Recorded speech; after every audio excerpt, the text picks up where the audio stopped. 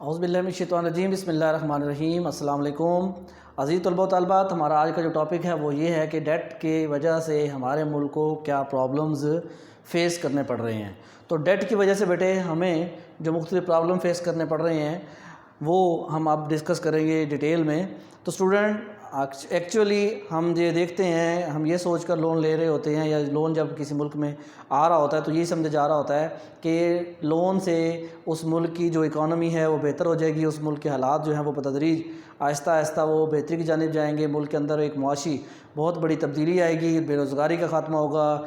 افراط زر کم ہو جائے گا، مزید صنعتیں ترقی کریں گی، مزید بزنس اور کاروبار جو ہے وہ ترقی کریں گی اور ملک جو ہے وہ بہتری کی جانب گامزن ہو جائے گا۔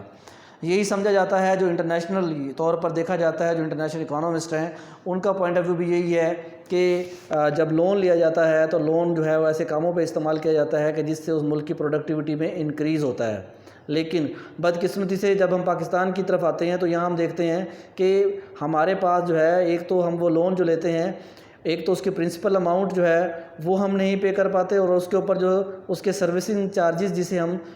جو ان کے اوپر لگنے والا انٹرسٹ ہے وہ بھی نہیں پے کرنے کی پوزیشن میں ہوتے ہیں، اور اس کی وجہ جو ہے وہ مختلف اس کی وجوہات ہیں جس کی وجہ سے جو ہے وہ ڈیٹ جو ہے وہ برڈن بنتا چلا جا رہا ہے اور ہمیں ایک دیمک کی طرح ہماری جو معیشت ہے اس کو وہ چاٹ رہا ہے۔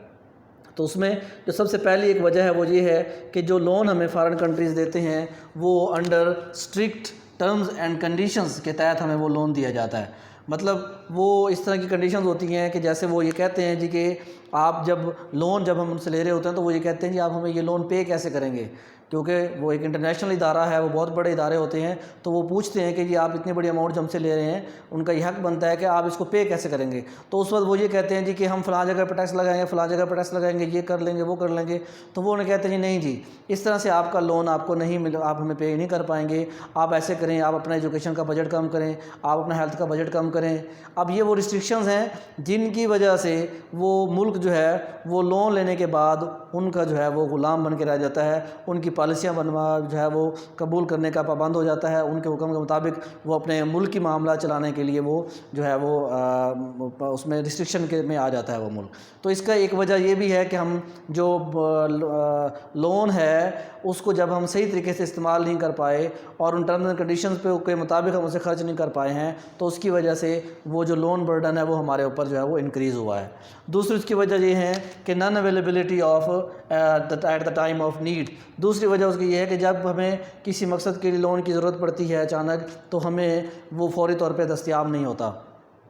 جب تک ہم اس کے لیے اپلائی کرتے ہیں اور جب تک وہ ہمیں ملتا ہے اس وقت تک اس چیز کی جو ویلیو اہمیت ہے وہ ختم ہو چکی ہوتی ہے۔ تو یہی وجہ ہے کہ وہ لون جب ہمیں مل جاتا ہے تو پھر ہم اس کو اللہ تللے میں ملک کے جو اشرافیہ ہے وہ اس کو خرچ کر کے وہ جو برڈن ہے وہ عوام کے اوپر جو ہے وہ تقسیم کر دیا جاتا ہے۔ تو اس کی ایک وجہ یہ بھی ہے کہ یہ پرابلمز ڈیٹ کا کیوں آ رہا ہے، اس میں ایک وجہ non availability of loan at the time of need ہے۔ اس کے بعد student unproductive use of loan, یہ بھی ایک امپورٹنٹ ایشو ہے کہ ہمارے ملک میں یہ ہوتا ہے کہ ہم جو لون لے رہے ہیں اس کو ہم پروڈکٹیو کاموں پر لگانے کی بجائے ہم اسے ان پروڈکٹیو کاموں پر لگاتے ہیں۔ مثال کے طور پر ہم نے جناب قومی اسمبلی کے جو ممبران ہیں ان کی تنخواہیں بڑھا دی، پارلیمنٹ کے ارکان ہیں ان کی تنخواہیں بڑھا دیں، یا ڈیفنس پہ ہمارا اتنا زیادہ خرچہ ہو جاتا ہے۔ تو یہ وہ اخراجات ہیں جو نان پروڈکٹیو ہیں۔ ادروائز ہونا کیا چاہیے تھا کہ وہ جو ہم نے لون لیا اس سے ہم کارخانے لگاتے، فیکٹری لگاتے، ٹیکس فری زون بناتے، انڈسٹریل زون بناتے ہم، اور ملک کے اندر ایجوکیشن کے شعبے میں ہم انویسٹمنٹ کرتے، ہیلتھ کے شعبے میں ہم انویسٹمنٹ کرتے، مختلف جو شعبہ جات ہیں اور جو زراعت کے شعبہ جات ہیں ان کے اندر انویسٹمنٹ کرتے، مشین میکنائز کرتے سسٹم کو، وہ نہیں ہو پایا، اور یہ جو پیسے ہیں یہ نان پروڈکٹیو پروجیکٹس پہ لگ کے ان کی جو ہے اخراجات جو ہے وہ ہمارے اوپر بڑھ گئے، کیونکہ نان پروجیکٹیو پروجیکٹ پہ جب ہم لگاتے ہیں پیسے تو وہاں سے ہمیں وہ آؤٹ پٹ یا پروڈکٹیوٹی نہیں ملتی ہے، جبکہ اگر ہم اسے پروڈکٹیو اس پہ لگاتے ہیں تو جہاں وہ ہمیں آؤٹ پٹ دیتے ہیں تو اس آؤٹ پٹ سے ہمیں جو آمدنی حاصل ہوتی ہے وہ ہم اس کو ری پے کر کے یا اس کو پے کر کے اس کے اوپر جو سروس چارجز ہیں وہ بھی پے کر کے ہم اس کو قرضوں کو واپس کرنے کی پوزیشن میں چلے جا سکتے ہیں۔ لیکن جب ہم اسے نان پروڈکٹیو کاموں پہ خرچ کرتے ہیں تو پھر ہم اس پوزیشن میں نہیں ہوتے ہیں۔ اسٹوڈنٹ اس کے بعد ہے improper and sub optimally used of the loan. مطلب کہ وہی بات کہ جب ہم لون لے رہے ہیں تو ہم اس کو اس پراپر جگہ تک نہیں پہنچا رہے ہیں جس پراپر مقصد کے لیے اس کو ہم یوز کرنا تھا، ایک بات۔ دوسری وجہ یہ کہ ہم اس قدر فائدہ نہیں اٹھا رہے ہیں۔ سب آپٹیمیلٹی کا مطلب یہی ہے کہ ہم اس کو اس معیار پہ جا کے، اس ایفیشینٹ معیار پہ جا کے اس لون کا وہ فائدہ نہیں اٹھا سکے جو کہ اس کا حق بنتا تھا۔ مطلب وہ لون جو تھا وہ اس پروجیکٹ تک نہ پہنچ سکا، یا پھر اس پروجیکٹ کو جب شروع کیا گیا تو گورنمنٹ کے کارندوں نے اس کے اندر اس طرح ہیرا پھیری کی کہ جو مشینری منگوائی گئی وہ سستی منگوا لی، اور اس کی وجہ سے جب وہ پروڈکٹیوٹی دینی شروع کرتی ہے وہ چیز، تو اس کی پروڈکٹیوٹی اس معیار کی نہیں ہوتی ہے کہ جس کو بیچ کر ہم جو ہے مزید پروڈکٹیو جو ہے وہ کام کر سکیں اور یہ لون ری پے کر سکیں۔ تو اس طرح کے معاملات سامنے آتے ہیں۔ اس کے بعد ہے یوز فار پولیٹیکل پرپز، جس کا میں نے ابھی ذکر کیا ہے کہ لون لینے کے بعد وہ مختلف جو بڑے بڑے ممبر قومی اسمبلی ہیں، ایم این ایز ہیں، ایم پیز ہیں، یا جو وزراء ہیں، وزراء کی فوج ہے، جو ان لوگوں کے اللہ تللوں پہ خرچ ہو جاتا ہے جی، کہ جو ہے وہ وزیر اعلیٰ ہاؤس پر خرچ ہو رہا ہے، یہ وزیر اعظم ہاؤس پر خرچ ہو رہا ہے، اور اس کی تزئین و آرائش پہ خرچ ہو رہا ہے، لمبے لمبے قافلے بنائے جا رہے ہیں گاڑیوں کے، جی وزیر اعظم کو پروٹوکول دیا جا رہا ہے، وزیر اعلیٰ کو پروٹوکول دیا جا رہا ہے۔ تو اب یہ جو یوز کر رہے ہیں اس کو پولیٹیکل پرپز کے لیے، جبکہ وہ لون اس مقصد کے لیے نہیں لیا گیا ہے۔ اب یہ چیزیں باقی ممالک کے جو ہمیں قرض دے رہے ہوتے ہیں وہ بھی دیکھ رہے ہوتے ہیں کہ وہ ملک جس کی جی ڈی پی جو ہے وہ نیگیٹو میں چلی گئی ہے 2020 میں، اس ملک کے وزیر اعظم یا وزیر اعلیٰ یا جو باقی منسٹرز ہیں ان کے پاس آپ دیکھیں بڑی بڑی گاڑیاں ہیں، عالی شان جو ہے ان کے پاس ہوٹلز ہیں، عالی شان جو ہے ان کے کمرے ہیں، عالی شان ان کے جو ہے وہ معاملات ہیں، تو وہ کیسے مطلب افورڈ کر سکتے ہیں یہ سب چیزیں؟ لیکن ان چیزوں کو دیکھ کے ان کے ذہن میں بھی آتا ہے کہ یہ وہ قوم ہے جس کو آپ جتنا مرضی لوٹنا چاہیں لوٹ لیں، انہوں نے یہ ہمیشہ خواب غفلت میں ہی رہیں گے۔ اس کے بعد ہے جو بھی ہمیں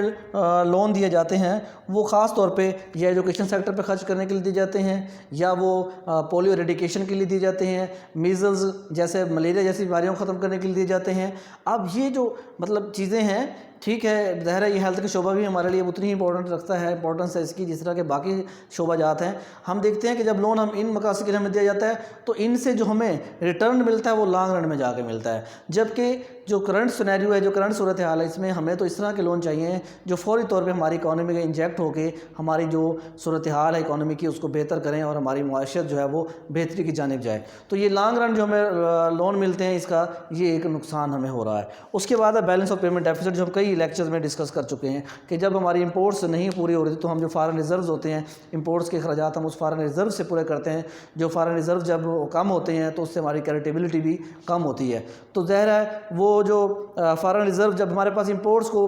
پروڈیوس کرنے کے لیے، امپورٹس لینے کے لیے ہمارے پیسہ نہیں ہے تو ہم اس پر مزید قرض لیتے ہیں اور اس قرض سے جو ہے ہم امپورٹس کرتے ہیں چیزوں کو، اور اس میں بھی میں نے پہلے بھی ذکر کیا ہے کہ ہماری امپورٹس جو ہیں وہ کوئی مشینری یا جو زراعت کے شعبے سے ریلیٹڈ یا ہیلتھ کے شعبے سے ریلیٹڈ یا صحت کے